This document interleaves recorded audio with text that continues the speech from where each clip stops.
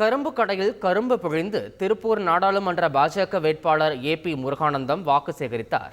கோபிச்செட்டிப்பாளையம் சட்டமன்ற தொகுதியில் நம்பியூர் உள்ளிட்ட பகுதியில் தீவிர பரப்புரையில் ஈடுபட்டார்.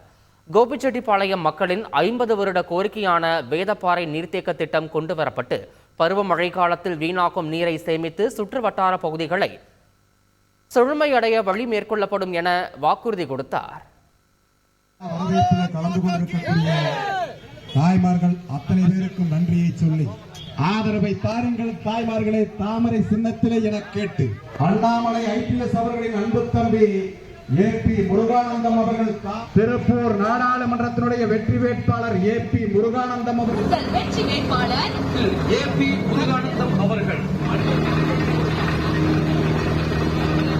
அங்கீகரிக்கப்பட்ட அதிக மருத்துவமனைகள் உள்ள மாநிலம் நமது தமிழகம். நமது சின்னம் தாமரை தாமரை தாமரை.